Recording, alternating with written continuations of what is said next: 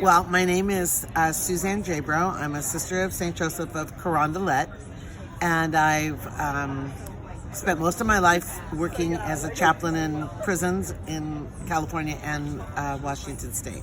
Primarily, they're coming from three countries: Honduras, Salvador, and Guatemala. And a lot of violence and then a lot of weather, a lot of climate that just wiped out the coffee fields. So there's no work there in Guatemala. So a lot of people came because of that. They just have to give their kids a better life. And so they came, and then the others were very threatened. So the gangs will come to the door and ask you to pay a tax. There were 125 average in that shelter. It's a Motel 6, 2 stories, one on top of the other. Laundry is hanging over everything and drying. And there's an open kitchen, and the women take turns cooking food from their country.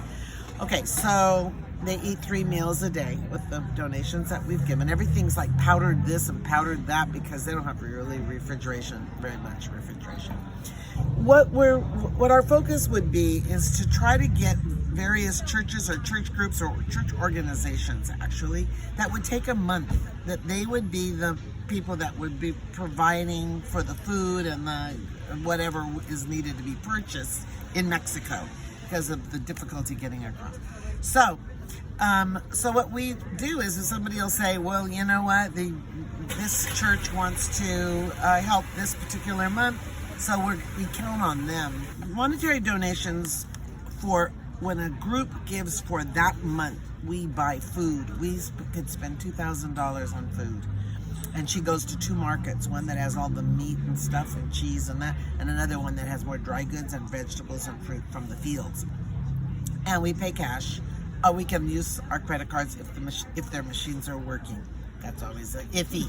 Okay, but you could use American dollars. And we've been to Walmart, but what we're doing is we're buying food because they're food insecure. We also buy hygiene stuff because they don't have any. And a lot of cleaning supplies because it's costly, but they have a lot of stores where they have a Smart & Final, so you can go and buy stuff like that. We buy a lot of hygienes. I mean, they need a lot of personal supplies. They need underwear. The men they were desperate for underwear. They want to get day jobs. So they wanted jeans and they wanted tennis shoes, and we haven't figured out how to go to a big place down there and buy a bunch of jeans and tennis shoes because that's really what they need, and they're small of stature, most of them. So the need is likely to be ongoing for... Totally ongoing.